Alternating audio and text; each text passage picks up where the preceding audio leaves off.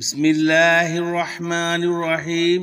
محترم ناظرین، جیسا کہ آپ سب لوگ یہ جان چکے ہوں گے کہ اس سال سورج گرہن رمضان کے مہینے میں آ رہا ہے۔ رمضان میں ایک ایسا خطرناک سورج گرہن لگنے والا ہے جو 8 اپریل پیر کے دن ہوگا۔ اس کا انتہائی وقت، اس کی شروعات اور اختتام، ایک ایک نقطہ، ایک ایک چیز آپ کو بتاؤں گا۔ رمضان المبارک میں سورج گرہن کی قیامت کی آخری نشانی مانا جا رہا ہے۔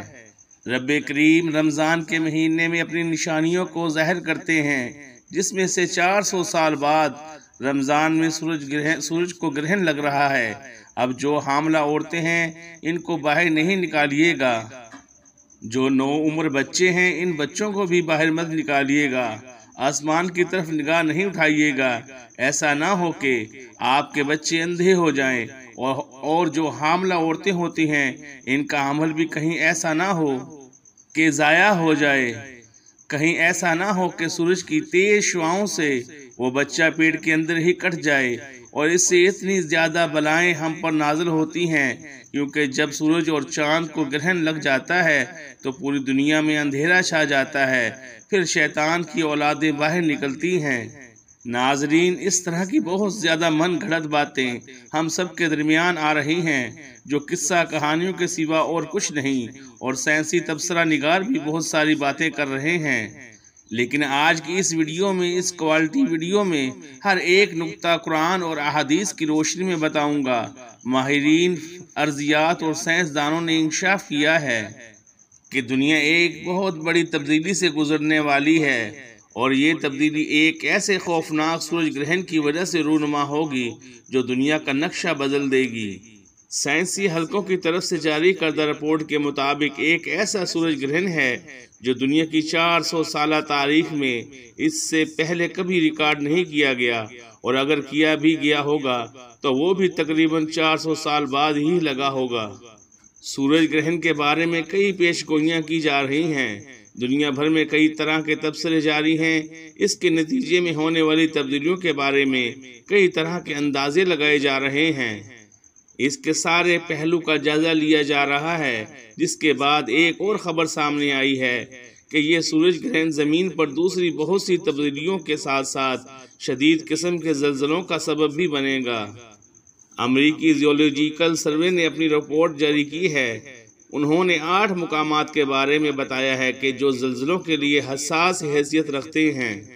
ان مقامات کے نیچے زمین کی گہرائی میں موجود نیکٹونک پلیٹس جو ہیں وہ اپنی پوزیشن سے ہل جائیں گی اور وہ رگڑنے کے بعد اوپر کی طرف اٹھ جائیں گی، جو کہ زلزلے کی علامت ہیں۔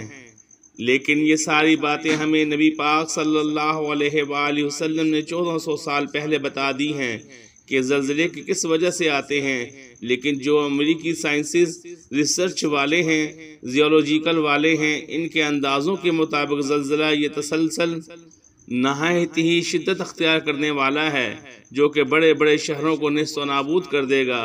ناظرین، اس عالمی خبر کو اگر اسلامی نقطہ نظر سے دیکھا جائے تو کئی ایسے پہلو سامنے آتے ہیں جو ہم مسلمانوں کے تصور کو بالکل ہی بدل دینے والی بات ہے، لیکن سائنس چونکہ اسلام کو فالو نہیں کرتی، البتہ اپنی ہر ریسرچ انکشافات وہ لوگ قرآن اور احادیث کی روشنی میں ہی کرتے ہیں۔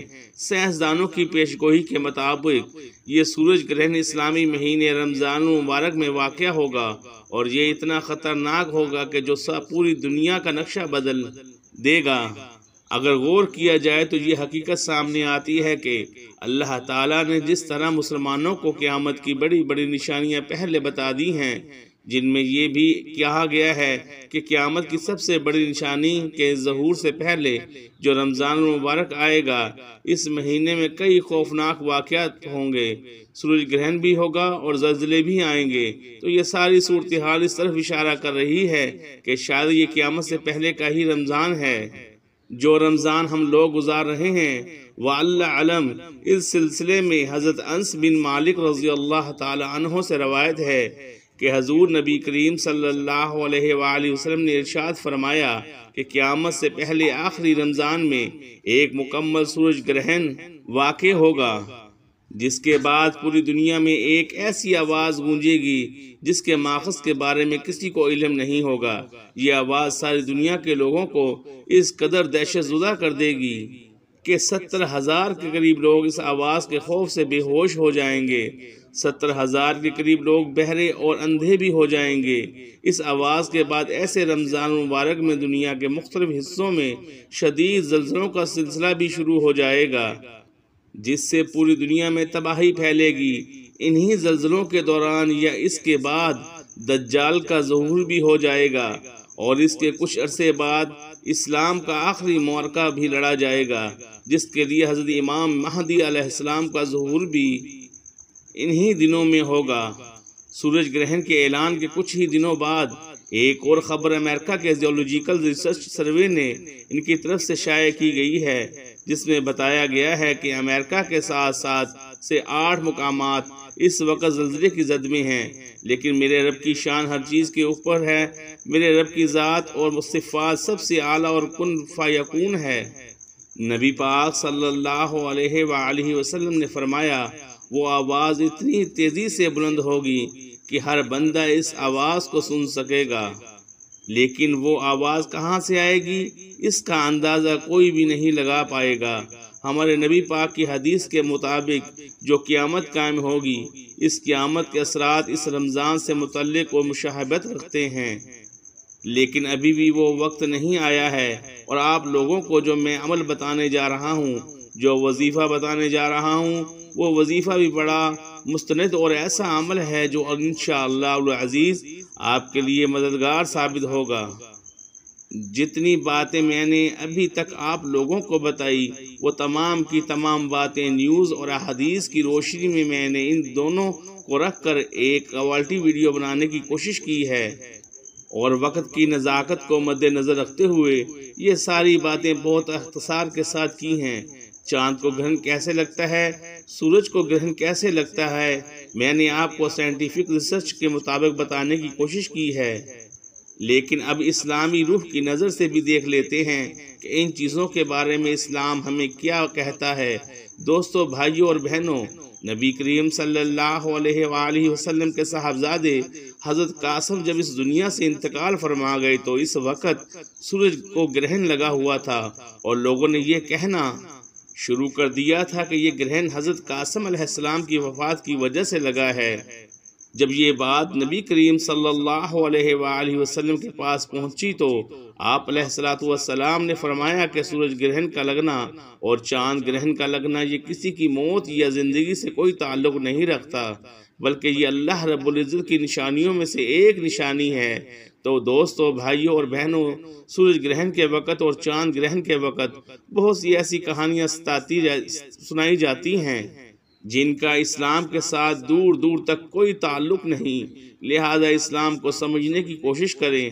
ہمارا دین جو ہمیں حکم دیتا ہے اس کے مطابق زندگی گزارنے کی کوشش کریں، نہ کہ مختلف کہانیوں کو سن کر ان پر عمل کرنا شروع کر دیں۔ وقت کی نزاکت کو مد نظر رکھتے ہوئے آج کے اس خاص عمل، اس خاص وظیفے کی طرف چلتے ہیں۔ اس سے پہلے اگر آپ اس چینل پر نئے ہیں اور آپ نے اس چینل کو ابھی تک سبسکرائب نہیں کیا تو خدا را اس چینل کو بھی سبسکرائب کر دیں، ویڈیو کو لائک اور شیئر کریں، کیونکہ ایسے بہت سے وظائف، بہت سے اعمال آپ کے حوالے ڈیلی بیسس پر کرتا رہوں گا۔ ناظرین، سورج گرہن کے وقت ہمیں کیا اعمال کرنے چاہیے، کس طریقے سے کرنے چاہیے، طریقہ کار اچھی طرح سے سن لیں اور سمجھ لیں۔ حضرت ابو موسیٰ رضی اللہ تعالی عنہ نے فرمایا کہ سورج کو گرہن لگا تو نبی کریم صلی اللہ علیہ وآلہ وسلم پر ایسی کیفیت طاری ہوئی جیسے قیامت آ گئی ہو۔ پھر نبی علیہ السلام مسجد میں تشریف فرما ہوئے اور نماز پڑھی۔ بہت ہی لمبے قیام، رکوع اور سجدے اور سجود کے ساتھ آپ نے اپنی نماز کو مکمل کیا، اور آپ کو صحابہ اکرام نے ایسا کرتے ہوئے کبھی پہلے نہیں دیکھا تھا۔ تو انہوں نے دیکھ کر فرمایا کہ یہ نشانیاں ہیں جن کو اللہ تعالیٰ بھیجتا ہے، یہ کسی کی موت یا زندگی کی وجہ سے نہیں ہوتا، بلکہ اللہ تعالیٰ اپنے بندوں کو ڈراتا ہے جب تم ایسی کوئی نشانی دیکھو۔ تو اللہ کا ذکر اور دعا اور استغفار کی طرف دوڑا کرو۔ تو دوستو، بھائیوں اور بہنوں، اس سے ثابت ہوا کہ جب بھی سورج گرہن لگے یا پھر چاند کو گرہن لگے تو آپ لوگوں کو کیا اعمال کرنے چاہیے اور کس طریقے سے کرنے چاہیے۔ جب سورج گرہن لگے تو آپ نماز کسوف ادا کریں، یعنی کہ 2 رکعت نماز نوافل پڑھیں، اور جب چاند کو گرہن لگے تو نماز خسوف ادا کریں۔ اس وقت بھی 2 نوافل پڑھیں۔ ان نوافل کی نیت آپ نے ویسے ہی کرنی ہے جیسے آپ دوسرے نوافل پڑھتے ہیں۔ پہلی رکعت میں بھی سورۃ فاتحہ کے بعد آپ کوئی سی بھی سورت مبارکہ پڑھ سکتے ہیں۔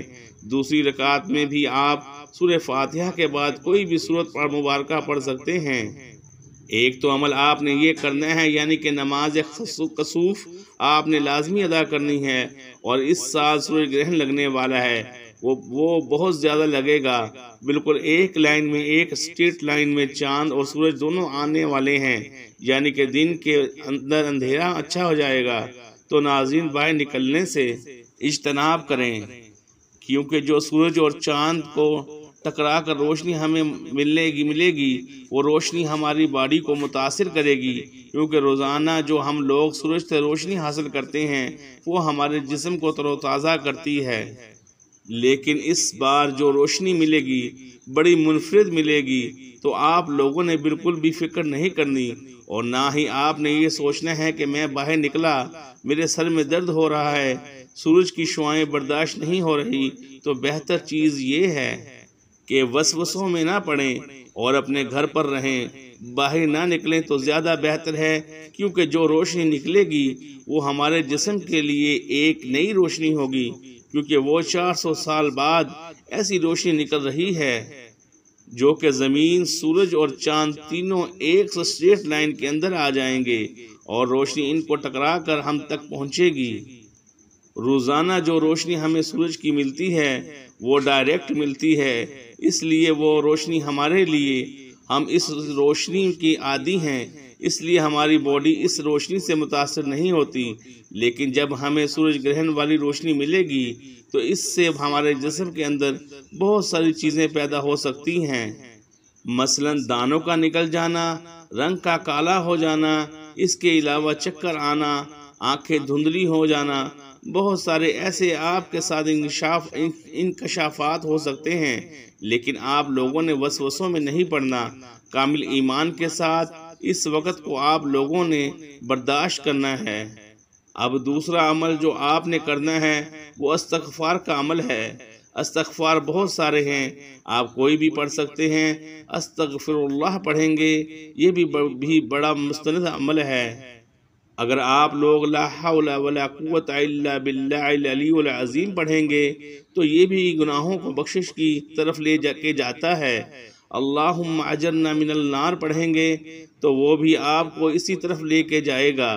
زلزلے سے تو ہم بچ سکتے ہیں، لیکن پھر بھی ہم لوگ دعا کریں گے کہ یا رب العالمین ہمیں زلزلوں کی زد سے بھی بچا، کیونکہ جو تباہی زلزلوں سے ہوتی ہے آپ لوگ خود جانتے ہیں، اور گناہ پہلے ہی عام ہیں۔ اللہ والوں، کچھ بھی ہو سکتا ہے، تو اس لیے اللہ پاک سے نیت بھی کریں گے اور دعا بھی کریں گے۔ گھر میں رہیں، گھر سے باہر فضول نہ نکلیں، بس جو ظہر کی نماز پڑھنے کے لیے نکلیں گے اس نماز کے لیے نکلیں۔ کوشش کریں مسجد اگر قریب ہے تو نماز کے لیے نکل جائیں، نہیں تو فرض نماز بھی آپ لوگ گھر میں ہی ادا کر لیں، گھر میں ہی جماعت کا انتظام کر لیں۔ اس طریقے سے آپ لوگ اپنے گھر میں نماز کا اہتمام کر سکتے ہیں۔ کوشش کریں کہ باہر جانے سے اجتناب کریں، چونکہ یہ جو سورج گرہن لگے گا یہ صبح کے وقت لگے گا اور دوپہر تک جاری رہے گا، تو اس لیے اپنے گھر میں، اپنے کمرے میں آپ لوگ قرآن پاک کی تلاوت کریں، زیادہ سے زیادہ اللہ پاک سے دعا کریں۔ جو وظیفہ بتا رہا ہوں وہ وظیفہ کریں، انشاءاللہ العزیز بہت فائدہ ہوگا۔ آپ لوگوں نے پہلے نمبر پر 2 نوافل پڑھ لیے، جو کہ نماز کسوف ہے، وہ آپ نے پڑھ لی جو نبی پاک صلی اللہ علیہ وآلہ وسلم نے پڑھی تھی، اور دوسرے نمبر پر آپ لوگوں نے استغفر اللہ پڑھنا ہے۔ استغفر اللہ پڑھ لیں یا لا حول ولا قوت الا باللہ العلی العظیم پڑھ لیں۔ اس کے علاوہ بھی بہت ساری اور بھی استغفار کی دعائیں ہیں، کوئی سی بھی پڑھ سکتے ہیں۔ آپ لوگوں نے صرف اور صرف 313 بار پڑھنا ہے، یعنی کہ کثرت سے آپ لوگوں نے پڑھنا ہے۔ 300 مرتبہ کی جو تعداد ہے وہ کثرت میں آ جاتی ہے۔ نبی پاک نے اپنی احادیث میں یہی فرمایا ہے کہ کثرت سے استغفار کرو، تو آپ لوگوں نے کثرت سے استغفار کرنا ہے۔ جب آپ لوگوں نے پہلا کام نماز کسوف ادا کر لی، دوسرا کام آپ نے استغفار بھی کر لیا، تو اب تیسرا کام کیوں نہ اللہ پاک کو راضی کرنے کے بعد اللہ پاک سے اپنے رزق کے لیے آسانی بھی کر لی جائے۔ تو آپ اب درود ابراہیمی ایک بار پڑھیں گے، اس کے بعد آپ لوگ اللہ پاک کا وہ نام پڑھیں گے جس کی میرے رب نے خود قسم کھائی ہے۔ آپ یا فتاحو پڑھیں گے، یہ وہ نام ہے جس کی میرے رب نے خود قسم ارشاد فرمائی اور کہا کہ میرے اس نام سے کوئی بھی مانگتا ہے میں اس کو عطا کرتا ہوں۔ تو آپ نے یا فتاحو یا رزاقو دونوں کو ملا کر پڑھنا ہے۔ یا فتاحو یا رزاقو ملا کر پڑھا تو ایک بار ہو گیا، یا فتاحو یا رزاقو ملا کر پڑھا تو 2 بار ہو گیا، یا فتاحو یا رزاقو کو ملا کر پڑھا تو 3 بار ہو گیا۔ اس طریقے سے آپ لوگ یا فتاحو یا رزاقو کو ہاتھ کی انگلیوں پر پڑھ لیں، تسبیح کے دانوں پر پڑھ لیں۔ آپ نے صرف اور صرف 41 بار پڑھنا ہے۔ اس کے بعد آپ لوگ دوبارہ درود پاک پڑھ لیں۔ درود پاک پڑھنے کے بعد آپ لوگوں نے ہاتھ اٹھا کے دعا کرنی ہے۔ آپ نے دونوں ہاتھ اٹھا کر رب کریم سے ضد کر کے مانگنا ہے۔ آپ جو بھی مانگیں گے رب کی ذات 70 گنا زیادہ نوازے گی انشاءاللہ، کیونکہ رمضان کے مہینے میں 1 لاکھ کے بدلے 70 لاکھ سے نوازا جاتا ہے۔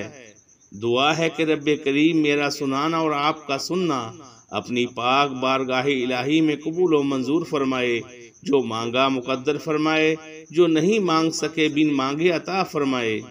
اپنے رزق میں برکت اور وسعت کے لیے اللہ تعالیٰ کے 99 ناموں میں سے کوئی ایک نام کومنٹ سیکشن میں ضرور لکھیے گا۔ اللہ تعالیٰ ہم سب کا حامی و ناصر ہو، آمین ثم آمین یا رب العالمین۔ جزاک اللہ خیرہ۔